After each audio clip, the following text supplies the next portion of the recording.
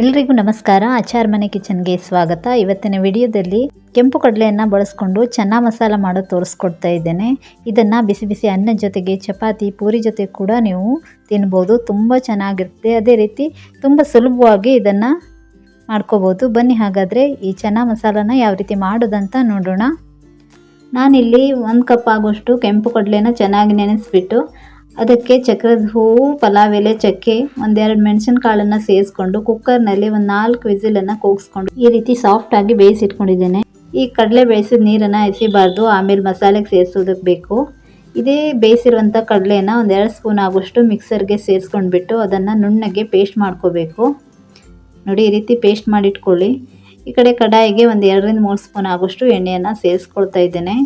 ಎಣ್ಣೆ ಸ್ವಲ್ಪ ಬಿಸಿ ಆದಮೇಲೆ ಚಕ್ರದ ಹೂವು, ಪಲಾವ್ ಎಲೆ, ಚಕ್ಕೆ, 1-2-3 ಮೆಣಸಿನಕಾಳನ್ನು ಸೇರಿಸ್ಕೊಳ್ತಾ ಇದ್ದೇನೆ. ಅದೇ ರೀತಿ ಸಣ್ಣ ಸ್ಪೂನಲ್ಲಿ 1 ಸ್ಪೂನ್ ಆಗುವಷ್ಟು ಜೀರಿಗೆ, ಖಾರಕ್ಕೆ ಅನುಗುಣವಾಗಿ ಹಸಿಮೆಣಸಿನಕಾಯಿಯನ್ನು ಸೇರಿಸ್ಕೊಂಡು ಈ ಹಸಿಮೆಣಸಿನಕಾಯಿನ ಎಣ್ಣೆಯಲ್ಲಿ ಸ್ವಲ್ಪ ಫ್ರೈ ಮಾಡ್ಕೊಳ್ತಾ ಇದ್ದೇನೆ.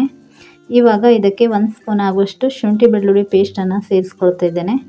ಶುಂಠಿ ಬೆಳ್ಳುಳ್ಳಿ ಪೇಸ್ಟ್ ಬದಲಾಗಿ ನೀವು ಶುಂಠಿ ಬೆಳ್ಳುಳ್ಳಿಯನ್ನು ತುರಿದ್ಬಿಟ್ಟು ಸೇರಿಸ್ಕೋಬೋದು, ಇಲ್ಲ ಜಜ್ಜಿಬಿಟ್ಟು ಕೂಡ ಸೇರಿಸ್ಕೋಬೋದು.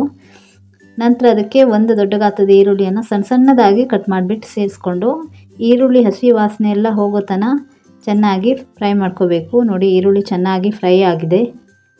ಈ ರೀತಿ ಈರುಳ್ಳಿಯನ್ನು ಸಣ್ಣ ಉರಿಯಲ್ಲಿ ಚೆನ್ನಾಗಿ ಫ್ರೈ ಮಾಡ್ಕೊಂಡಾದಮೇಲೆ ಅದಕ್ಕೆ 1/4 ಸ್ಪೂನ್ ಆಗೋಷ್ಟು ಅರಿಶಿಣ ಪುಡಿ, 1 ಸ್ಪೂನ್ ಆಗೋಷ್ಟು ಧನಿಯಾ ಪೌಡ್ರನ್ನು ಸೇರಿಸ್ಕೊಳ್ತಾ ಇದ್ದೇನೆ. 1/2 ಸ್ಪೂನ್ ಆಗೋಷ್ಟು ಚನ್ನಾ ಮಸಾಲ ಪೌಡ್ರನ್ನು, ಅದೇ ರೀತಿ 1/2 ಸ್ಪೂನ್ ಆಗೋಷ್ಟು ಗರಂ ಮಸಾಲ ಪೌಡ್ರನ್ನು, 1 ಸ್ಪೂನ್ ಆಗೋಷ್ಟು ಅಚ್ಕಾರದ ಪುಡಿಯನ್ನು ಸೇರಿಸ್ಕೊಂಡ್ಬಿಟ್ಟು ಈ ಈರುಳ್ಳಿ ಜೊತೆಗೇ ಈ ಮಸಾಲನ 1 ನಿಮಿಷ ಚೆನ್ನಾಗಿ ಹುರ್ಕೋಬೇಕು.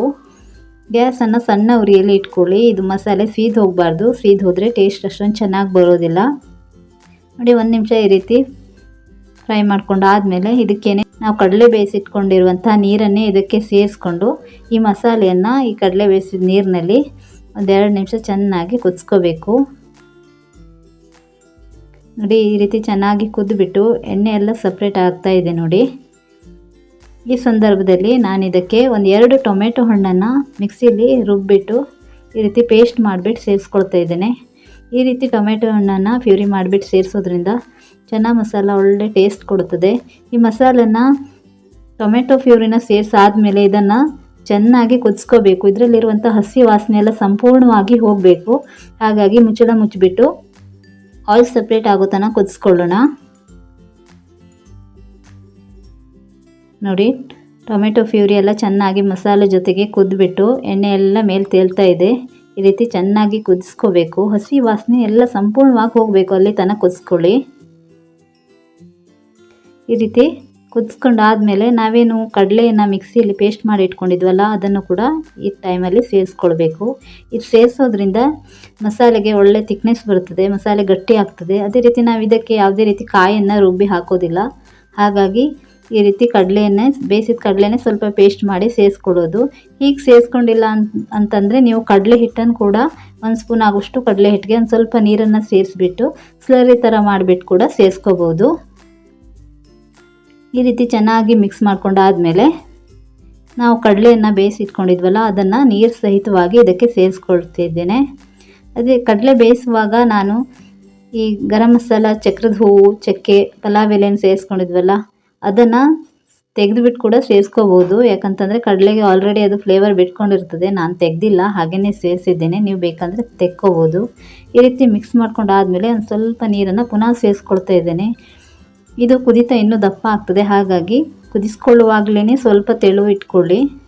ರುಚಿಗೆ ತಕ್ಕಷ್ಟು ಉಪ್ಪನ್ನು ಸೇರಿಸ್ಕೊಳ್ಳಿ. ನಾವು ಕಡಲೆ ಬೇಯಿಸುವಾಗ ಒಂದು ಸ್ವಲ್ಪ ಉಪ್ಪನ್ನು ಸೇರಿಸ್ಕೊಂಡಿದ್ವಿ, ಹಾಗಾಗಿ ಉಪ್ಪನ್ನು ನೋಡಿಬಿಟ್ಟು ಸೇರಿಸ್ಕೊಳ್ಳಿ.